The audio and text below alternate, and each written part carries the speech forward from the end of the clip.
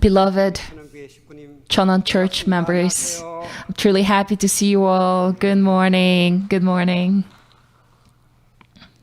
The seasons always bring us fragrant spring days. And even the tree branches that had withered due to the cold during the winter are like budding already.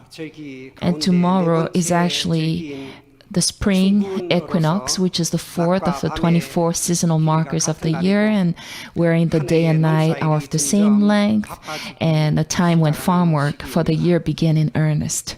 So, on the foundation of the miraculous victory of the Summit for Peace on the Korean Peninsula, we have welcomed the new spring of the 10th year of 천원교회, and God's providence is gradually getting busier. And I feel that the providential environment is also changing in surprising ways. First, before we begin today's sermon, I would like to introduce a new book that was published last week, actually, quite recent. And so this book consists of True Parents' sermon book on prayers, and it is titled Prayer as Described in True Parents' Words, Real Conversation with God. So it was well made so that you can easily carry it with you around. Although many books of True Parents' Words were published by subject so far, this is the first such book on the subject of prayer. The Japanese version has been out for a long time, but the Korean version had not yet come out. So the Cheonan Publishing Company had wanted so much to have it published, but couldn't for different reasons. But when they heard my sermon on prayer a while ago, they were quite inspired and hurried up to publish it. Actually, at the request of the Cheonan Publishing Company, I only gave only a little help to the publication, like categorizing topics and writing thumbprints. But the Cheonan Publishing Company actually added my name in the preface of the book, and so I felt quite honored, but also somehow embarrassed at the same time. But in any case, it's a very good book of True Parents' Words on prayers, arranged by subject. So if you buy it and read it, you will certainly feel much blessing through it. And Chairman Song-Bak of the Citizens Federation already sent me his impressions through KakaoTalk after reading it. And he said, as I read the book, Real Conversation with God, I felt that this was like the second version of the way of God's will.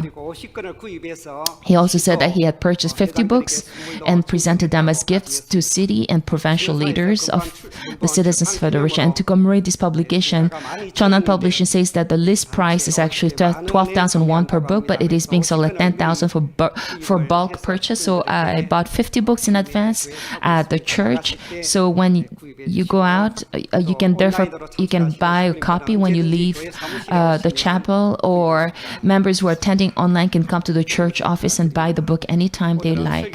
So I hope you can all get a copy. Today, as we begin, I would like to introduce first a poem written by Jeff Dixon.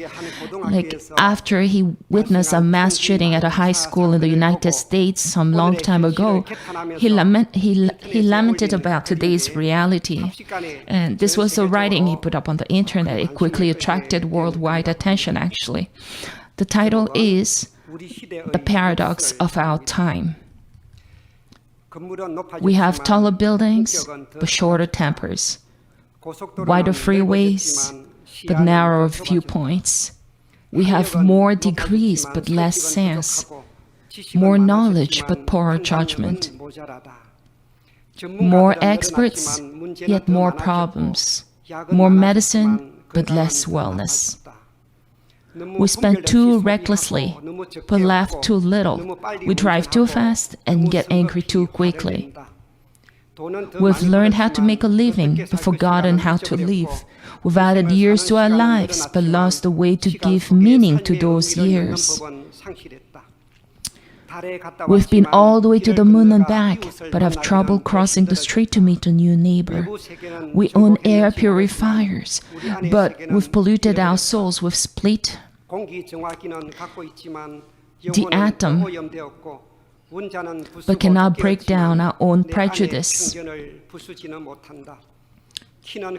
We grow taller, but our personality is stunted. We pursue greater profits, but our relationships get worse. We talk more about world peace, but start more wars. Our leisure time has increased, but our peace of mind has decreased. We have high-speed rail and the convenience of disposable diapers. We have enthusiasm for education and abundance of books, but a diminishing conscience. We have numerous recreation facilities, but we find it harder to be happy. Yes, I think this article is an accurate snippet of today's situation, but I've added 2 lines here actually, everyone. A church where the numbers of believers has increased, but where it is harder to find those who pray. A world where the number of religious people has increased, but where people are more afraid to meet others. For this reason, in the hope that today we can think together about what kind of life we should live in order to change this tough and dark world into a brighter one, I have thus prepared a sermon under the title, A Life of Light and Salt. First, I will read from True Parents' words. It's from 평화경, page 1290 from the English version. Indeed, as you delve into the words of truth, you will experience how God's life, energy, and God's love commune with one another. As the Apostle Paul taught, it is because God truly loves us as His children that we shine as lights unto the world. A주. So, True Parents said that it is because of God's true love that we can become the light of the world. So if we possess God's true love, we can live a life of light that illuminates the world. Next, I'll read part of Father's Prayer on page 1521 of the English 천원교회. Please be with everyone gathered here today in your name, and we earnestly hope and desire that you allow us to be your children who can light the flames of life in this dark world and fulfill our mission as a lighthouse and as the salt of the earth. A주. Then how should we live to become such children of God who fulfill their mission as a lighthouse that illuminates the world in darkness by lighting the fire of life, and our mission as salt?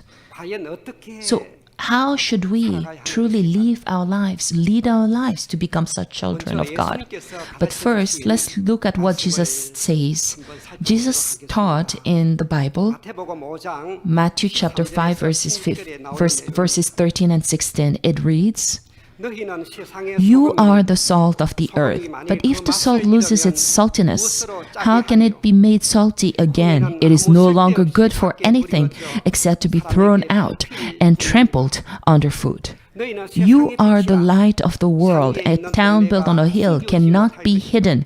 Neither do people light a lamp and put it under a bowl.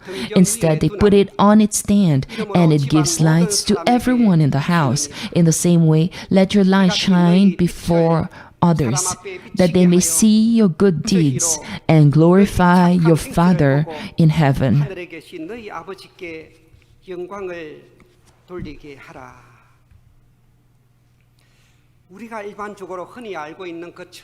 As we all are well know, the meaning of light and salt is to illuminate darkness with light and to give taste like salt, and thus prevent spoilage. So first of all, this saying to be the light of the world means to become a light that guides humankind who are wandering in a pitch-black darkness without knowing the way to go to find the right direction. Thus, it means to become such a lighthouse. It also means to become the light of true love that gives life to people's souls, just as the light of the sun gives life to all living things. But to do that, As we've just read in verse 16 that I just read, let your light shine before others, that they may see your good deeds and glorify your Father in heaven. So this means that we must first set an example to the world through our own good deeds, first of all.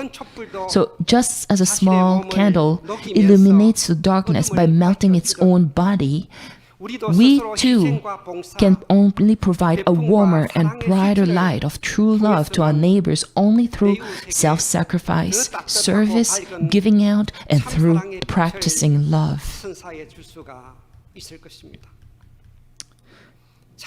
So this is also found on page 244 of True Mother's autobiography, The Mother of Peace.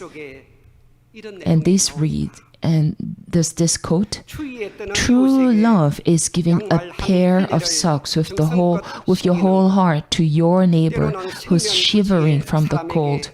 Sometimes it is sacrificing completely for an utter stranger without expecting anything in return. True love is giving and forgetting that you gave. 아주.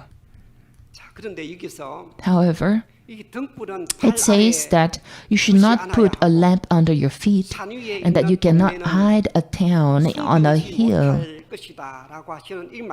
So just as these words, we too should become lamps that illuminate the world today, and yet we're trying to hide our lights under our feet or trying to stay hidden from people. How can we then become lamps that illuminate the world? 2,000 years ago, Jesus taught his disciples to be light and salt of the world while telling them to preach the good news of the coming of Christ to the ends of the earth. So what should our lives be like with true parents today? Now, wherever we go, shouldn't we proudly teach the world these wonderful words of truth and testify to the great achievements and lives of our true parents? And despite the rapid spread of Corona and Omicron and the difficulties of the government quarantine regulations, we're able to overcome all these difficulties, and 3,517 broadcasters around the world broadcasted the event of the Summit for Peace that ran from February 11th to the 13th, and millions tuned in through these broadcasters. And in particular, a big feat was that NBC Net broadcasted the three-day event live, as it was even preventing the broadcasting of other programs that had already been scheduled, and also broadcasted the highlights of the four. We also broadcasted the highlights of the fourth Think Tank 2022 Peace Forums on TV Chosun. And they say that the video of the summit will also be broadcasted this coming Wednesday morning. So this really makes us feel that the way the world sees us is really totally changing. However, even among our members, there are those who are still hesitant or cautious about boldly revealing that they're Education Church members to those around them. It is also because of the vague fear of what to do if they are at a disadvantage. But now, times have changed everyone. These days, when I talk with people I meet, there's a surprising number of people who encountered a church once or twice in the past. And among them, there must be some righteous people prepared by heaven, I am certain. But if we stay still, we will not be able to meet these righteous people that God prepared. If we go through our lives without conveying the words of God, we'll eventually go to the spirit world without saving anyone. Then, how will we be able to look at God, the prophets, our ancestors in the eye when we go to the spiritual world? And this goes to the point that even Jesus also said that stones would cry out if the disciples remained quiet. Jesus basically said that the stones would cry out if the disciples remain quiet. So perhaps we can see that our life of witnessing about God and true parents is the most important way to live to become a light to the world. Next, the Bible says that when salt loses its saltiness and is thrown on the road and trampled on by people. This means that if we lose our unique flavor as people of faith, worldly people would rebuke us instead. So what is that unique flavor that a person of faith should have in that case? This is none other than becoming true sons and daughters that can please God. If we're unable to become a true son or daughter of God and lose our true flavor, then that means we are falling away. Therefore, first of all, I myself must become the true son or daughter of the original ideal of creation with that true flavor. So, if food is not seasoned with salt, it not only loses its taste, but also goes off bad really easily. Without neither kimchi nor soybean paste can be made without salt. As such, salt is an essential condiment that is indispensable for creating a unique taste for all foods. And not only that, the more you go back to the ancient times, when it was difficult to obtain salt, the value of salt was comparable to that of gold.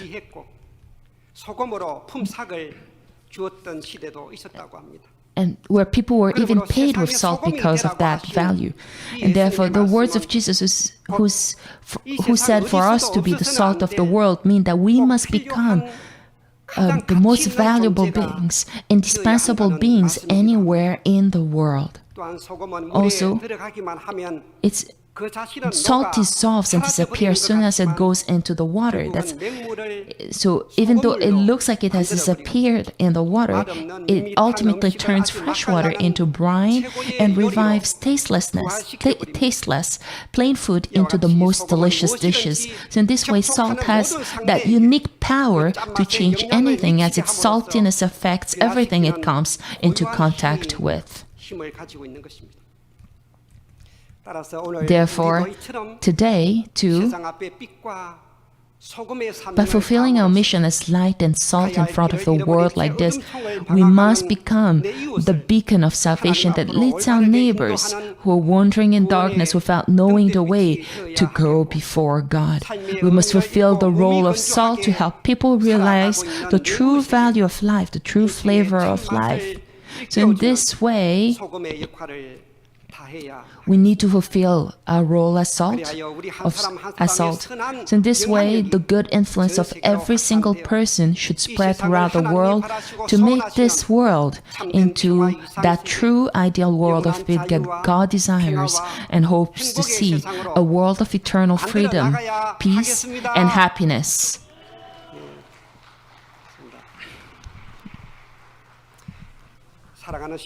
Beloved members, then how can we live a luminous life that has a positive, good influence on the world?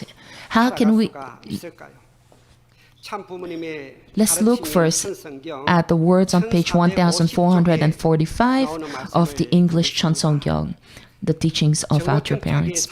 I've already mentioned that a life of vertical alignment is like the noontime sun that casts no shadow. So if we can all shine as we live in the light, will not cast the shadow of sin, and those who receive the light will be indebted to it. So in order to pay back your debt, all of you should live a life dedicated to wiping away the tears of people in misery and poverty, and lead an illuminated life of eternal true love that dissipates the darkness. Achu. This verse looks at what a life of alignment with high noon without shadows means, and what it is like to live an illuminated life of true love. So what kind of life would that be? First of all, an illuminated life of true love basically means a life that is like the sun that emits its own light. The moon and the earth do not emit light on their own, but are reflectors that depend on the sun's light. So the reflector basically is nothing more than cold stone useless in the middle of the day without the sunlight. So today, we must not be reflectors, but luminous beings emitting our own light, like the sun. In order to become such luminous beings, hot energy must always spring up from within like a furnace. And that is, so if my heart is always full of bright energy, overflowing with joy, hope, and positive energy, and living with gratitude for everything, that is none other than that is life as a luminous being that illuminates the darkness around me. And just as the life of noontime settlement is in line with the sun at 12 noon and casts no shadow, so long as we are aligned with God, who is like the sun, then doubt or distrust, skepticism, conflict, hatred, and lies that all correspond to shadows can never arise in our mind. So in Romans chapter 11, verse 17 of the Bible, it is written, "You, through a wild olive shoot, have been grafted in among the others and now share in the nourishing sap from the olive root." And in John 15:5, Jesus said, "I am the vine, you are the branches, and apart from me, you can do nothing." This is what Jesus said. So these words say that all humankind today must engraft to the true olive tree, who are Jesus and the second coming Lord, who come as a vine, and can we inherit the sap from the root and be born again as God's true sons and daughters. If we can do that, then we are bound to have the same heart, the same thoughts, the same mindset, and the same direction as God. Your thoughts, God's thoughts become my thoughts become God's thoughts. So no matter what trials and tribulations follow, if we are completely aligned in a straight line, we can go forward in alignment with the will of God. However, if that angle between God and me does not match, even by a little, and if there's a gap, all kinds of self-centered thoughts will seep through that small gap. So when darkness creeps in through that gap and builds a nest, more and more complaints, skepticism, and conflicts come in, and you start to wonder whether this path is right or not, even whether this is really the Savior, the Messiah, the returning Lord. You begin even doubting that. So therefore, this is the reason why we need noontime alignment, so that there are no shadows or gaps in line with God and true parents as we run on this path of faith today. So what could be a happier outcome than having an absolute subject who has absolute faith, absolute love, and absolute obedience in this unbelievable world where lies are the norm, everyone? Therefore, what could be a happier outcome than having that, such a subject? Therefore, today, when we met true parents, who are the true teachers who became the light and salt of all humankind, we need to inherit the sacrificial life that true parents showed us in order to become brilliant lamps that illuminate the darkness of our neighbors and world. So we must fulfill all our roles as salt that brings out the true flavor of life.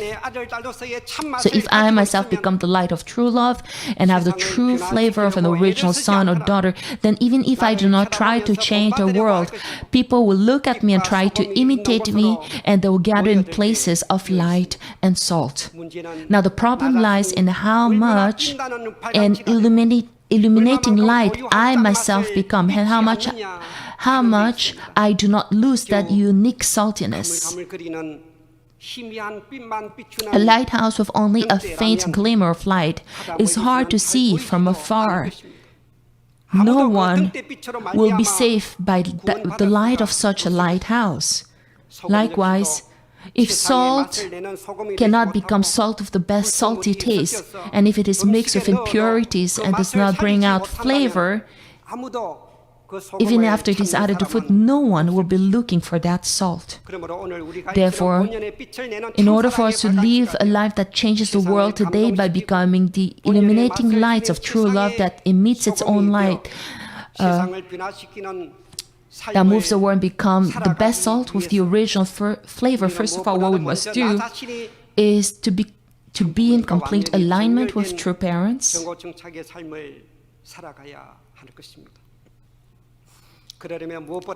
So to do this, above all else, we must be faithful to the basic attitude of faith. If you do not keep even the fundamentals of faith, but rather pursue worldly pleasures, the screw of your faith will gradually loosen, and your relationship with God will become loose.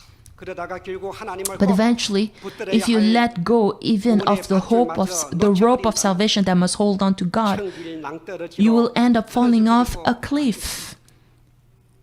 So if there's a member who thinks his or her relationship with God is a bit loose, then before it's too late, you must hold on to God as soon as possible. And that way is by keeping the basics of faith, such as attending Sunday service, tithing, and witnessing. Furthermore, start each day by reading by reading the Word at home. This is because the moment we miss reading the Word, our relationship in God and true parents gradually weakens. And this is the way to receive. Only by holding on to the Word can we receive the essence of the root, and by being grafted onto the true olive tree, which can be compared to Jesus in the Bible. So today, that is why I would like to ask you all to become proud members of our Cheonan Church who live a more valuable life every day with that correct attitude of faith. So finally, everyone, let's, with the resolution to become lights of children of God, of light, of salt, let us all sing hymn number 502, titled Herald of Life. Our conductor Yasuko Sakada will conduct the choir. Let's give them a warm round of applause, everyone.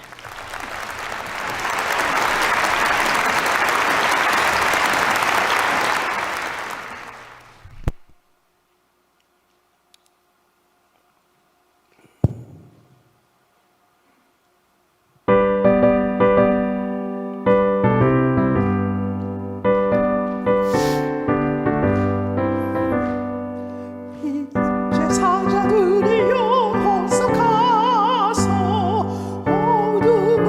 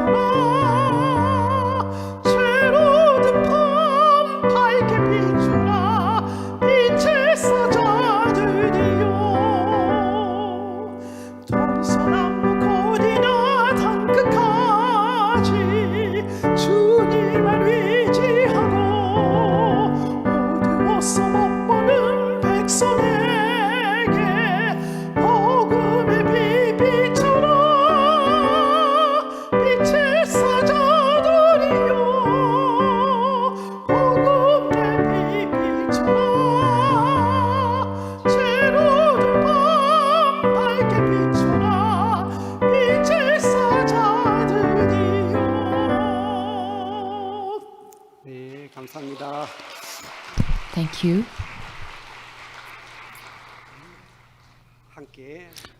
Let us all pray.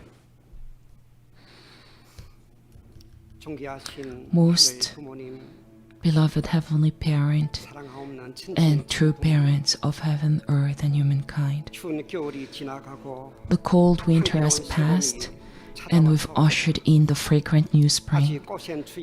There's still a lot of cold weather left, but I know that it will not be able to overcome the change of seasons and will soon withdraw.